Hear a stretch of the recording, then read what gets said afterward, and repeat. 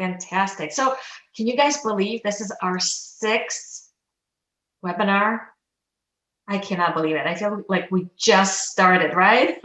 And I'm so excited to see people that not always able to join us because of the time, the time difference, and because they're teaching classes. So I'm excited to see Christy and Boris, and thank you so much, Sue and Kevin, for coming together and willing to be our faculty panelists and sharing your expertise that you experience with HoloAnatomy. So what I want to do, I don't need to spend any time going through the housekeeping. We know by now to put your name, institution, and to mute your mics.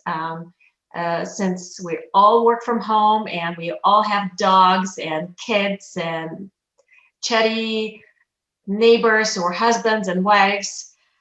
So do mute your microphones, but if you do have a question, feel free to unmute it. Remember, this is being recorded. We post everything in our webinar channel in Slack, so you have an opportunity to go back and review the recording. Agenda is very short today. We've got 2 points. One is questions and discussion with our faculty panel that is going to be led by the moderators, myself and Sue. And then it's going to be open for just questions and answers from everyone. But the way we're going to do it today is we want to have a lively discussion. So we're obviously going to have the floor open for everyone to ask questions when the question arises. So what I want to do is do just quick introductions of our panelists. So we'll start with our very own Dr. Sue Wishbarat. And Sue is an associate professor of anatomy at Case Western Reserve. Sue, can you just wave to us? There we go. Sue is in Israel, so right across the world from us. And she's being so generous tuning in today, so we really appreciate that. Sue is at Case Western Reserve University School of Medicine in Cleveland, Ohio, here with us. Where she directs medical anatomy course and development of HoloAnatomy. So she was integral part of developing this amazing product for us. In mixed reality application for use was the Microsoft HoloLens. HoloAnatomy Software Suite launched, remember, in 2019 when we opened the health education campus. And she's been leading these efforts ever since. Then we have Christy Parker. Christy, can you wave for us? Thank you. Christy is an associate professor in Department of Science and Technology at Finger Lakes Community College in Canandaigua. Oh, I was doing so well. I've been practicing. New York. Yeah. Did I do someone okay? Canandaigua. Canandaigua. Oh, I was trying. It's hard. I was going to impress you. Courses she led include freshman anatomy and physiology 1 and 2, as well as a non-lab anatomy and physiology. She's been using HoloAnatomy software to teach MSK fundamental in anatomy and physiology 1, as well as fundamental anatomy in multiple units in anatomy and physiology 2. At Finger Lakes, she has planned to expand her HoloAnatomy lab to use their survey level to non-anatomy and physiology courses in the near future. And I want to point out that Christy has been with us from the very beginning. She adopted HoloAnatomy, and she's been a very important member of our HoloAnatomy family to bring this product to life and experiment with us and to, try things and teach her students at her university. So we're really excited to have you here.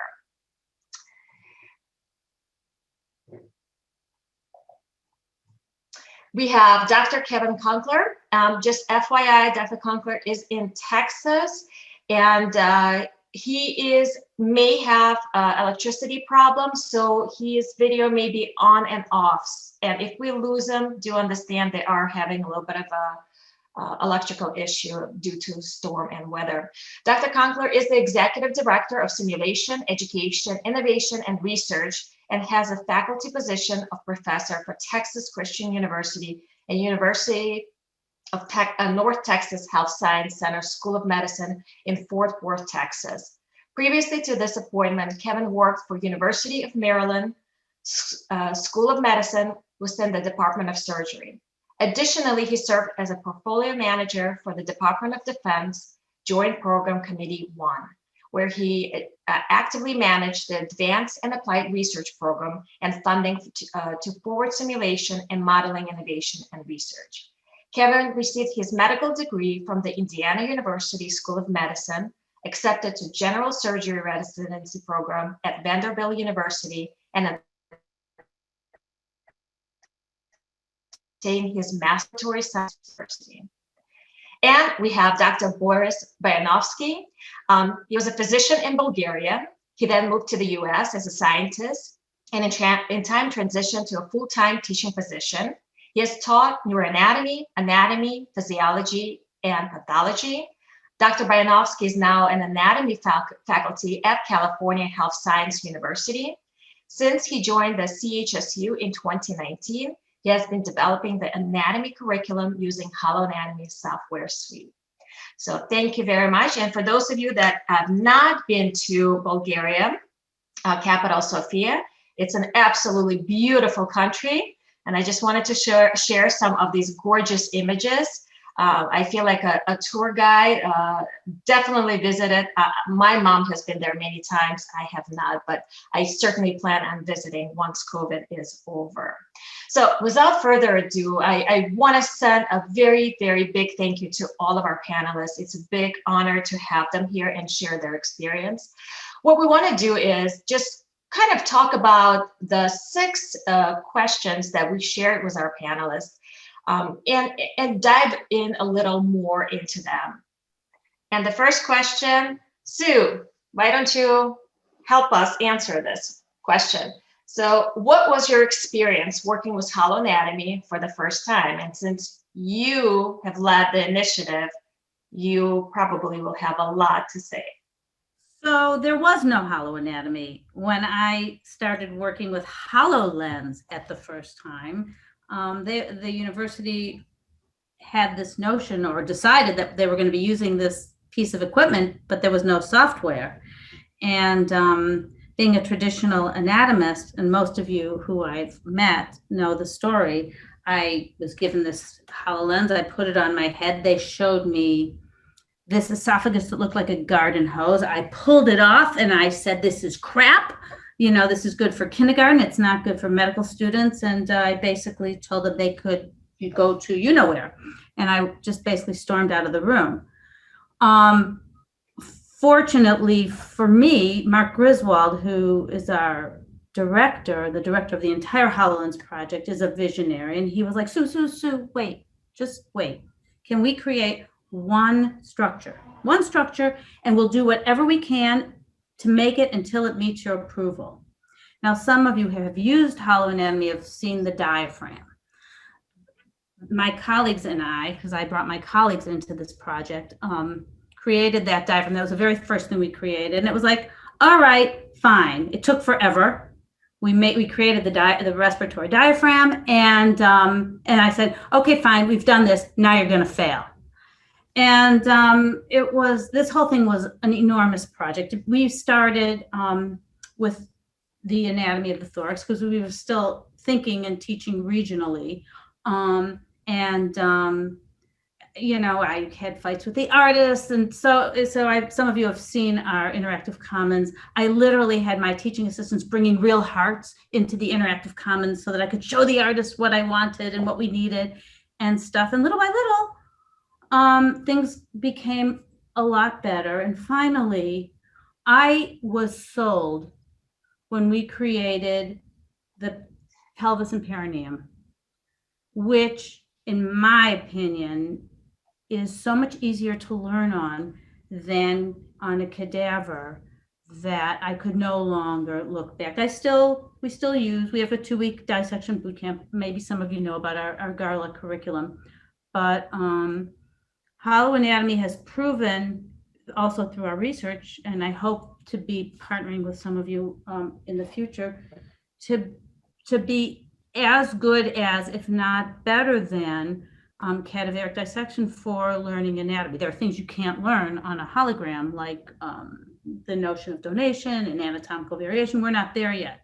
But in terms of holoanatomy and learning the anatomy from an average male and an average female, my experience, the question was for the first time, but when I finally got sold was that this is pretty darn good.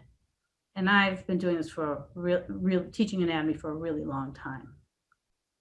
I love the story. I could listen to the story over and over and over and over.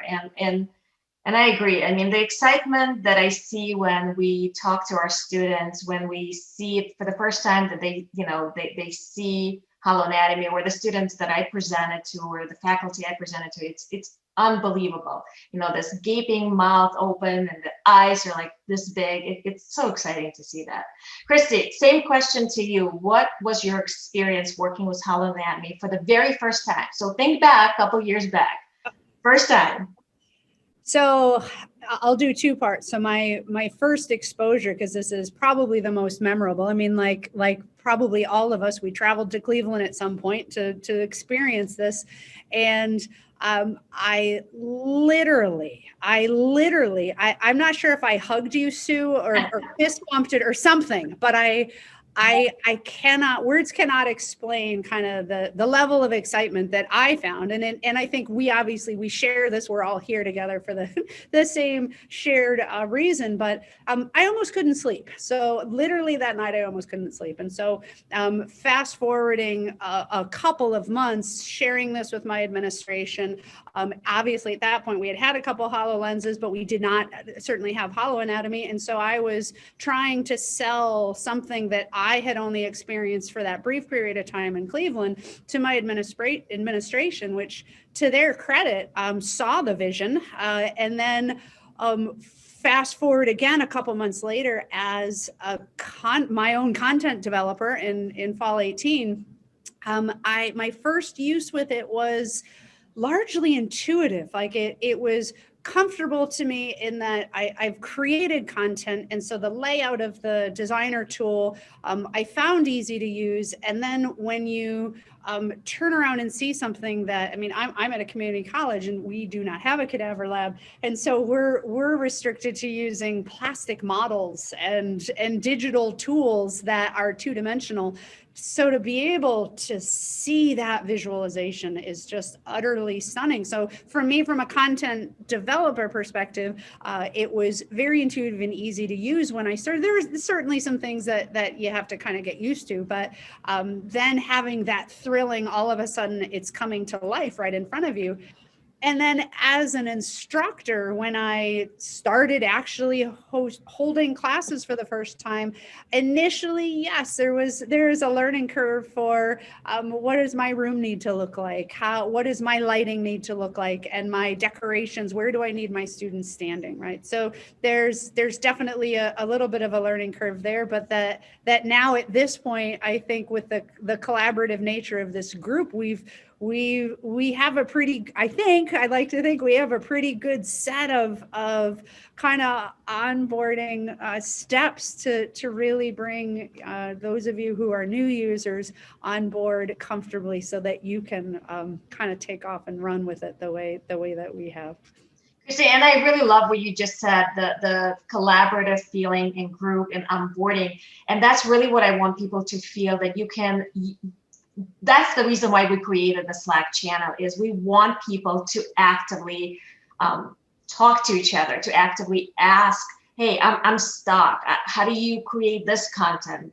Do you want to share this? Can you push me along here? This is what we want. We want the collaboration. We want the community feeling. And as a matter of fact, our next webinar is going to focus on that specifically. So I really appreciate you talking about that. And we had, Case Western, I have to give kudos to you guys. You were on Slack present in many of my classes when I first started. And I'd see something and I'd run over to Slack, or my IT folks would run over to Slack. We'd throw it in. Rob would reply back. And it was just very dynamic, real time, and just extremely collaborative, and that has only gotten better, so it's been great. Fantastic. All right, Kevin, same question. What about you? What was your experience working with holoanatomy for the first time? And I know that you guys started it and then kind of took a little bit of a break and then re-engaged. So I really want to hear your thoughts about it. So my experience is a combination of the two that you've already heard. So I'm like with Sue. I got to see HoloLens before HoloAnatomy when I worked for the government in the Department of Defense. So we got to hear about some of the organizations that were working with Microsoft. And then when we heard that Case Western was developing the HoloAnatomy program with Microsoft, it was, that's actually when I got to hear about it. And I have to give HoloAnatomy and Case Western a lot of credit, because when I applied for this position down here at TCU, that was one of the selling points that I sold my dean on for coming down here. So I thank you very much for not only providing the HoloAnatomy, but probably this position for me. We were beginning to build our school when HoloAnatomy was being made. So we had the advantage of incorporating the design of what HoloAnatomy was going to look like into our school. And so when members of us from our team came up to Case Western to take a look at it for the first time, I was the person who was selling the team, saying this is what we need to kind of be thinking about. So my role was a little bit more of an internal salesperson, making sure that other folks from down here would buy into it, and they bought into it with flying colors. The first experience with working with HoloAnatomy was fantastic. The more of the issue was working with HoloLens 1 than it was with HoloAnatomy. And thankfully, now that HoloLens 2 is out there, it's like you really get to see what HoloAnatomy is able to do. So as you mentioned, essentially, we took a little bit of a break, mostly because we didn't have students to actually showcase HoloAnatomy towards. And Dr. Glover and Dr. Aberrantha, who's on the call here, we just implemented our first HoloAnatomy session for our phase 1 students just last week. We've been doing some of this with some of our clinical skills, and it's just, we just believe that it's going to be a very complementary program. We still have cadavers here at TCU, and I reference this as the cadavers. I'm previously surgery, so I still see the cadavers as something to help from a surgical perspective, and I see that HoloAnatomy is thinking about it from a radiological way of looking at of how to learn anatomy. Mm-hmm. And I have to say, that is the biggest cadaveric lab I have ever seen in my entire life at TCU. That is the longest cadaver lab I've ever seen, and I've seen plenty. So that was very exciting. That I really appreciate your feedback on that. Boris, how about you? What was your first time experience, and how do you reflect on that? Well, Nancy, thank you so much for this kind presentation of Bulgaria. I assumed everybody knew where it was. I'm joking. And let me tell you one fact about Bulgarians, though. We are famous in Europe for being the most stubborn people and non-receptive for anything that's new. So my experience with HoloLens followed the same pattern somewhat. I was terrified when I first saw it for several reasons. First is that I didn't know how I'm going to do it. And although I visited Case Western, I still returned with this nagging feeling that I need to do it, I have to do it. And started slowly but steadily and didn't give up. Well, try this, try that. At some point, actually, Stu sent me some starter models of how to develop the system. And then I began confident in how to develop a structure, how to present my case, if you want, a session. But then I'm like, oh, are the students gonna like it? What am I gonna face? Are they gonna say this is crap? So I was very, very nervous, but I had enough time. So I noticed that kind of gradual transition towards excitement.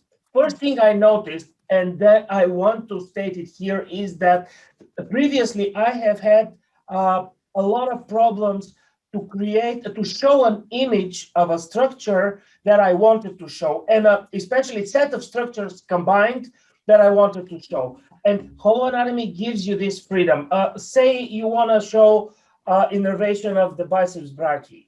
You know, I put the skeleton, brachial plexus, musculocutaneous, and the muscle. Show this to the students. This creates a visual imprint that they will not forget, I believe. So it makes it very easy. And this is, I think, the best feature of HoloAnatomy, that it gives you the opportunity to create your own presentation. You want to show structure A, B, and C connected, then you can remove something, or you want to choose to do a virtual dissection. You can go from superficial to deep using the whole body. So, okay, at this point, we didn't have students. Students came. Still a little bit of a nervousness was present. And at this point, I realized that I'm facing a new human species. These people accepted it like it's the most natural thing in the world to see a hologram, and they don't have any problems with anatomy being presented this way. So I'm still not comparing directly to cadavers, and I think we all agree on that. But I have not, out of 75 we have now, we have a smaller class. There is one person who is still adamant to see cadavers, and I said, we're working towards it. I haven't had any problems, and students like it, and actually they're the reflection of our work. So That's fantastic. I went over from my first experience, but initially I was a little terrified, but as I progressed, I switched completely. So you feel comfortable and confident now? Oh, yeah. Well, maybe Mr. Merritt can chip in here. So I do want to say a couple of things that you did mention. Three things really quickly. One is I do bring up your case quite a lot because I have customers that say, well, we're nervous about a new technology. We're nervous about building, you don't provide templates because our software doesn't provide templates. And I say, trust me, we have customers that were very nervous, but guess what? A little bit of training, a little bit of practice, and off you go. So we talk about that quite a bit. The brachial plexus, I have to say, I had the biggest struggle learning that in anatomy lab. And now I wish I could go back to that, use my HoloLens and look at that. It was the highlights and memorize it. It would just make so much more sense and I would retain that information forever. And I love the fact that you brought up the slow reveal. And that's what I try to explain to a lot of the people with whom I work, is that you don't want to put a male or a female body with all of the features and all of the labels. You want to do that slow reveal and show a little bit with each slide and each hologram. So you brought up some very, very fantastic points. Okay, let's go on to the next slide. Sue, I am going to let you ask the first question, and I think Christy is going to go first this time. Okay, so I'm kind of going to dovetail right off of what you just said, Nancy, which is once you use it a little bit. So this is both like understanding kind of how the designer tool works, and then how what you're looking at within the designer tool, how that translates to what it looks like in the room, and then where you want to place it and what you want to focus, right? Once you get a little bit of practice with that, it becomes far more comfortable and far easier. So then over time for me, I mean, yes, obviously you always have that huge content development perspective that takes a lot of time, and that is a constant process that we're all modifying as instructors. But it frees you up once you get comfortable with how HoloAnatomy works. You can start thinking about other things like classroom management and the flow of classes, and what are other ways that I can assess learning? How can I use this to change assessment? And then continuous improvement. Okay, I I did this once. I made my lessons. I went through these modules, and how can I make it better, right? So it for me, it's just become kind of a natural tool, albeit an extremely robust one, in my toolbox as an instructor, that now it's just this nature of continuous improvement. So once you get used to it, and once you have that period of kind of learning it, then it becomes far more natural and you evolve. So that's how it was, at least for me, and has continued to be. I have a quick question for you, Christy and Sue. We have new customers that are just starting to use HoloAnatomy and starting to input the content into the designer tool. Do you have any suggestions of best practices of how to approach it, best way to use it or learn it after the training, obviously? So I would say, again, I mean, I'm from the perspective, I developed all of my own, and I learned, at least in it, for me, it was, I keep using the word intuitive, but it was very intuitive. I find it very easy once you learn kind of how to add your leader lines. If you're going to do a custom label, the order of things, do you want it in the center? Or do you want it split out into pods? So one of the things that was helpful for me was going back and forth frequently at first from the designer tool into what does it look like actual hologram. Like, don't do your entire curriculum first and then go look at it, right? Do a couple and then get your, like you're seeing, and maybe that is obvious, but it may not be when you're first starting. That you want to be seeing what it looks like on your computer screen may not be fully what it's looking like as a hologram. And so to do that transition a lot when you're first starting out creating. That's a great point. Great point. Sue? I don't think I have much to add to what Christy said, actually. I think I do the same thing. Like I started creating my labs based on our dissection lab guides. And then I sort of worked off from there. Again, first I create a lab, then I would put on the lens and go through it and then think about what I wanted, bearing in mind that I could do different things. Like I could use a female and a male body simultaneously in order to demonstrate different things, like the thyroid gland on one side and its blood supply on the other, and play around with it. I also, I personally liked using the, like 150 size bodies and then giving the students at the end of the lab natural size bodies, which is what we test them on, to view afterwards. Interestingly, I found the students didn't necessarily like the magnified bodies as much as I did. That's all I have to say about that. But did you want me to relate to question 2? Sure. I was just going to say one thing, because I think, again, Christy covered it, and I think that probably Kevin and Boris will have more interesting things to say than I do. But I will tell one funny story, that when we started using HoloLens 1, and nobody else was using it, obviously, we had just created it, and we would survey our students, ad nauseum, trying to, how do you feel and how do you this, and we would ask for all this feedback from the students, and our students had headaches and our students had neck aches. And we got all the, and I thought, that's so weird. I don't have a neck ache. Like, why are these people who could be my grandchildren having neck aches when I don't? And the other funny thing was, we never get complaints that we're exposing them to known carcinogens in the cadaver lab. Why are we getting so many complaints? And basically it was because this was new, it was novel, and we were asking them. And now it's true that now we have HoloLens 2s, but in the past 2 years, and last year we had 1s and 2s, we got 0 complaints about headaches. We got 0 complaints about neck aches, and it, and the students still could, the students still could give that feedback if they wanted to. They just don't. So I think what we learned was that we sort of said, tell us, and they would almost find things to complain about, because they were almost threatened by this. The other piece of advice when you're creating lessons, and Sue Schick is really the expert on this, I just work with her on it, is we have, I would say about 3% of our students are colorblind.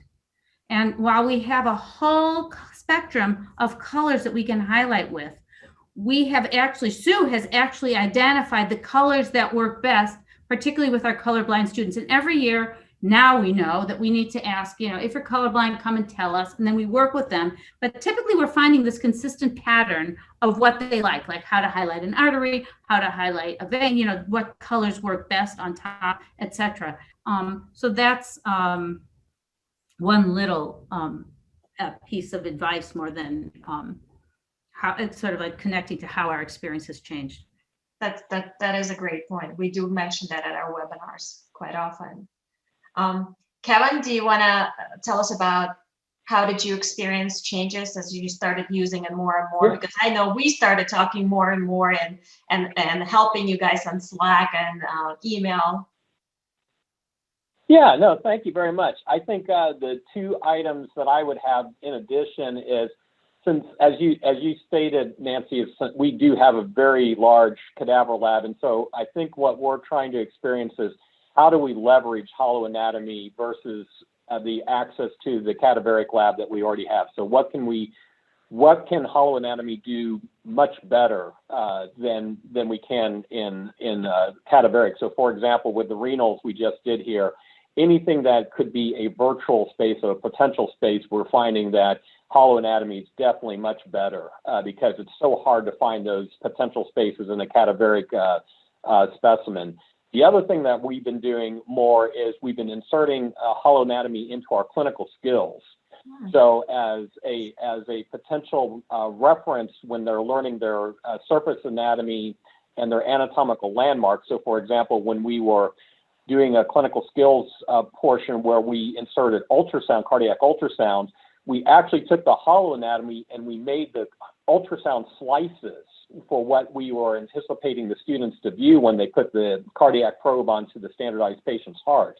And, lo and behold, that's exactly what, with some exceptions because of patient-to-patient variation in their anatomical structures, that's exactly the views that the students were able to visualize when they put the ultrasound probes on. So I'd say that might be one of the more novel ways that we've been starting to explore it is where else aside from anatomy can we start implementing this and integrating it? Mm-hmm. I like that. I'd love to see that. Forrest, how about yourself? I think I covered the gradual change of my experience, but while I was listening, now that when I'm creating my sessions, I feel, again, I will come back to this opportunity that you have to create your own. I feel like I'm, creating an art image, something like that. It's so empowering to me. And just to how my experience changed technically, yesterday, I will share with you, please don't spread the rumor, but I was not prepared for my session. I had like half an hour, 1 hour complete to prepare the portal vein. I did it. It went very well. So it's what it gives you as opportunities. Yeah. So I will tell you one of the things that a lot of people ask me is this interactive? If I'm in the middle of giving a class and I want to change something in the middle of the class, let's say I forgot to add something before I was preparing my lecture, can I do that? And the answer is no. You have to go back to the computer, make that change, publish it, and then you can show it to your students. And that gives people a little bit of a pause. How would you respond to that? How do you tell people that, it's not really that big of a deal? You can go back to the computer. As Sue, you just said, you and Sue Schick were working back and forth. And Christy, you mentioned the same thing. You look in the HoloLens, and I mean, you work on your computer, you look in the HoloLens, and then you make sure that what you're looking in a 3D actually matches what you're trying to produce in a designer tool. So that's one of the things that I try to explain to people, and that becomes a bit of a difficult concept. I would just offer, I mean, along the same lines of any tool, when we're presenting, whether it's a question that comes up or whether it's something that we meant to put in that's not there, it really is easy to just start your next class, right? We're seeing all of our students multiple times, and while every minute is always planned out, there's always that opportunity to just throw in. So when you have your next curriculum, when you have your next set of content, you add a slide or two that was to revisit from last time. Hey, we didn't get to visualize this last time, and let's start with this, and then we'll move on to our content for today. So that's where you can literally just add it in, and then when you're done, you remove it again. So and for me, I think that's, while you may not be able to do it instantaneously that day, you can address it pretty easily, I think. That's a great point.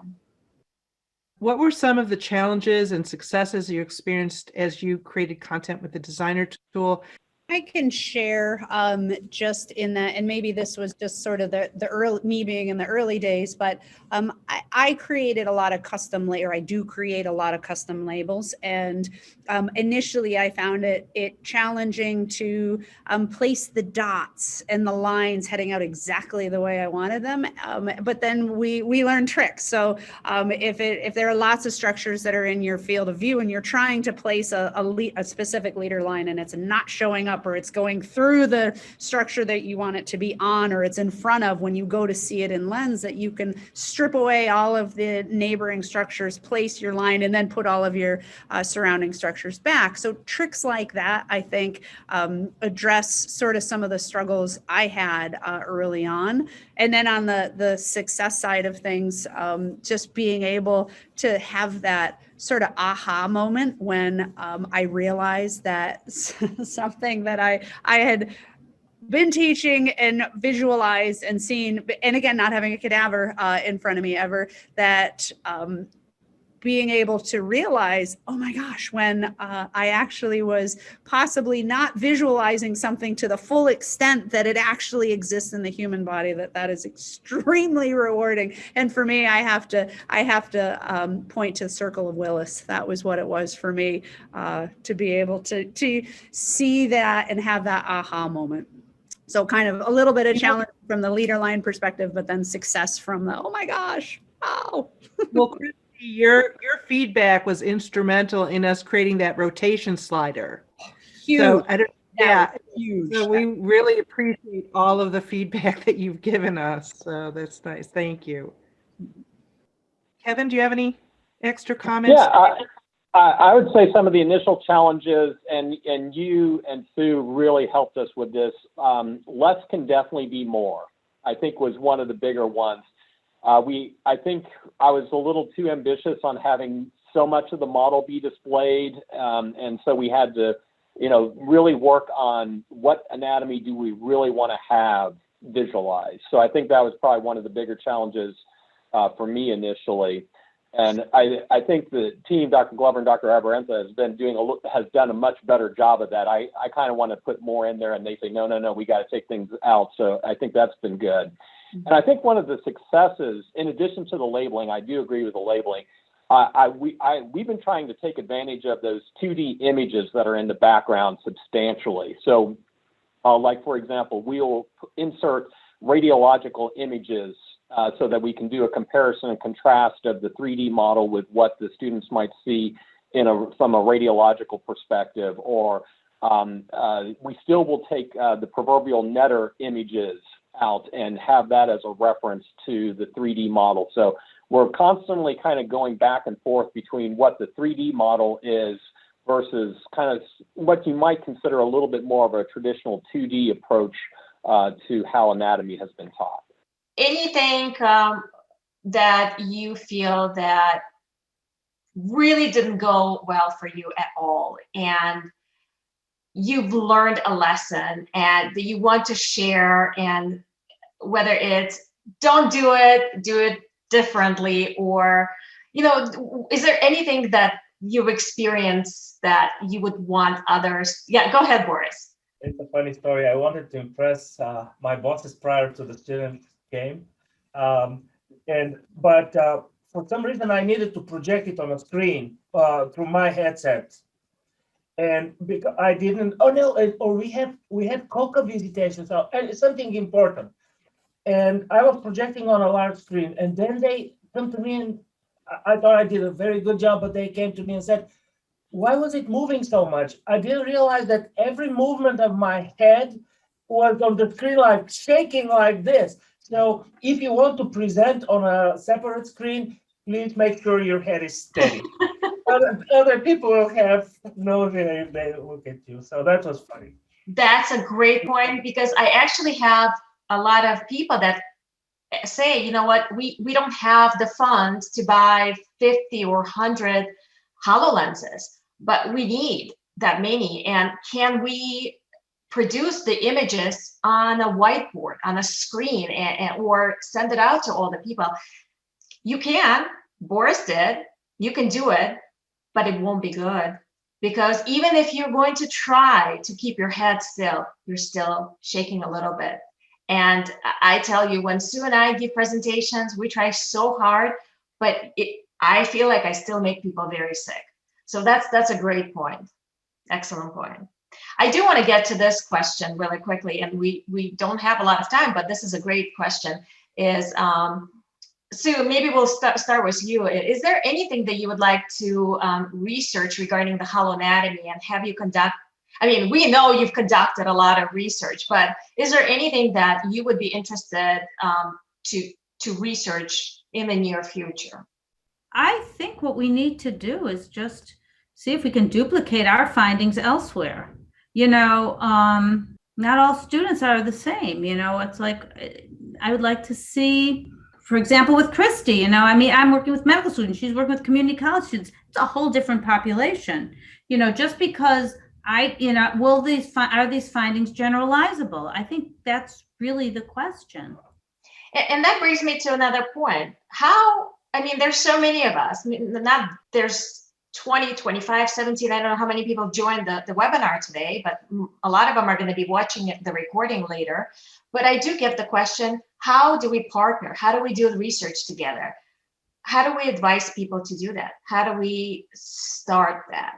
Well, I mean, I think it's natural for me to kind of jump in here. So I have been trying to do research from the beginning, and exactly what Sue just said. So now my data is not published, but it's really interesting what we're seeing. And not only because exactly what Sue said, we are an open enrollment community college, and not only is it a very transient student population, but it is very common for students to come in either underprepared or extremely underprepared. And so for us to be able to see anything, to be able to characterize, is just extremely exciting. So I have done I've been doing some research on essentially asking, is HoloAnatomy able to improve exam performance on a musculoskeletal module that we do in the lab? And the short of it is, when you simply look at kind of huge exam scores, just the whole pot of exam scores, that it can be challenging to find significance when you're looking at an extremely diverse population, but that we are actually starting to see significance. But we need bigger sample sizes, right? We need to be able to do this more semesters. We want to expand it. And so I think to get to your specific question, Nancy, this is, I mean, it's talking us partners talking with one another and talking about the art of teaching. And while, yes, some of our populations are very different, like one of the things that I would like to expand upon, I've started asking whether or not HoloAnatomy can impact students' motivation towards science, and as well as, can it impact their own metacognition? And when you look at especially the young, potentially underprepared student, that process of learning how to learn and and looking introspectively is extremely valuable, but that's also something very hard to assess. So being able to have these conversations, us with one another, especially when we're at these very different levels and very different settings, I actually think there's power in that, in value, and potentially an opportunity to do an extremely robust study. So I think this is the first start of that. I love that. I love that. Kevin, what about yourself? Are you guys doing any research? Are there thinking of? So thinking about it, yes. Doing, no. I think one of the things that I would like to see is, since some of you have already done some of your research on using this as an assessment tool, that would be probably one of the things I would like to take is, show some of your initial results to our assessment team, and to verify or to try to figure out a way to use this tool more of a way to help our students from a testing perspective. From a research, since I've been in the clinical world, I kind of look at this as how do we transition the results that we see in medical school to actual practice. I think that's definitely going to be one of the bigger ones to solve, but that we still need additional research to serve as the underlying architecture before we can get to that point. At least that's in my opinion. Boris, do you do any research at this point? I'm fairly new. I have one proposal, but what I would like to see is, and probably with Dr. what Dr. Baraz mentioned, to confirm previous data, is to directly compare performance of students exposed to cadavers versus HoloAnatomy. Mm-hmm. And if we can swap later, would be the perfect setup. And we have published information. So I can send you the links. It's on our website. You can get the links for that information and the publications. Yeah, although you guys at CHSU don't have a cadaver lab, right, Boris? No, that's our limits us a little bit. Yeah. Right, but Kevin and Mitzi, you guys do have. Yes. And so you, in a way, and you also have two different populations, but they're all medical. I mean, you have osteopathic and you have MD, correct? And the right? That's correct. That's correct. We do not instruct the osteopathic students, but we are on an osteopathic campus. I'm just thinking that might be, that it just seems like you've got a large enough N that you could do something very cool possibly with that. I don't know. We should talk anyhow. Well, I mean, this is a big, I mean, we could probably have a webinar just on research itself. And if anything, I would love to start talking and opening that conversation, because I think the more conversations and the more we talk about and do research and publish papers and write stories, I mean, that's the power of this group, in my opinion. We do have one more question. Do you have any sage advice for other clients as they begin to use HoloAnatomy in the classroom? And I think that was something that I posed at the very beginning. And I'm not going to call on anyone, but I'll just open it up to any of you to answer that question, because we do have people that are just starting or just recently started, and that are going to be coming on board in the next couple of months. So, it's definitely very valuable advice. I'll start. We have worked extensively with our IT group here at the campus, and they have been so helpful. So my recommendations for those that are beginning to use HoloAnatomy, make sure that you work with your IT department and your IT infrastructure, because there are things that may limit you on the campus side of the equation and not on the HoloAnatomy side of the equation that you have to take into account. Mm-hmm. Great point. Absolutely. Christy? That was very much what I was going to recommend as well. And to follow up on that, depending on the staffing, IT and support staffing that you're going to have on hand in your classrooms when you're teaching. If that's limited in any way, to really, I would encourage all instructors to empower your students to learn a little bit about the device, like from a basic troubleshooting, right? So I generally don't have a lot of support staff in the room with me. And so when I have a student who's having an issue, I need them to know how to fix it. So while it's really good also to have a couple of lenses ready to go and you can swap them out if you need, to still to put maybe a little teeny bit of the onus on the student to do some basic troubleshooting if you potentially may not have a lot of staffing in the room with you. And maybe that's just my problem, but it helps when students can help one another troubleshoot. For sure. Anyone else? I think that going remote actually forced us to make the students take responsibility for everything. And so we had to really retrain them. Yeah, exactly. And I think we've done that with relative success. They still, like during the exam, you know, there's some that still, you know, want extra help and stuff. But during class, because we're teaching remotely, yeah, we've trained them and they know what they have to do. Everything from, you know, getting it ready to sanitizing it to give, because we have what are called Holo buddies. We have pairs of students sharing. So, you know, they've been able to do whatever they have to do, which is pretty interesting. Yeah. Thank you. Well, I want to just see if anyone else have any questions. At this point, I'm going to open it up and see if anyone wants to ask. Well, you guys did such a fabulous job that no one has any questions. I want to say thank you so much for taking the time. It really means a lot to us. Just remember that this is something that is not only for us, the customers, it is something that we are going to be writing up, you know, and featuring you as a story on our website, because we value your expertise, your wisdom, and your support is greatly appreciated. So thank you so much. And we're perfectly on time, even 1 minute to spare. Sue, you see, I managed to finish it on time. I know, and I wouldn't have been able to do that. So thank you. Shall we go on? Yes. Oh, you know what? You're right. We still have a couple of slides to go. Yeah. Yes, we're finishing it up. So the only thing we do want to mention is that our next webinar is March 18th.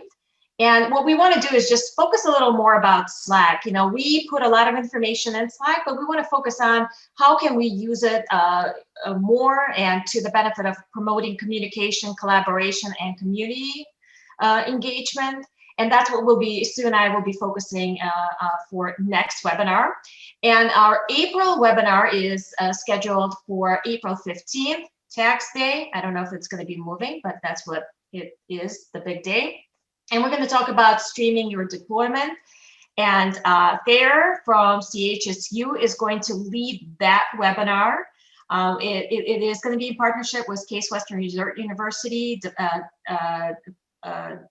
dev team, but we're going to talk about how do we go through the process of out-of-box experience, and how do we want to, you know, what's the best way to deploy your devices and streamline it and get your technology ready for use, right there? Perfect. So that is all that we want to talk about. And again, if you have any questions or anything that you want to share, please post it in Slack, and we're always happy to answer it. Thank you guys so much. Thank you, thank you, thank you. Bye-bye. Thank you. Bye-bye.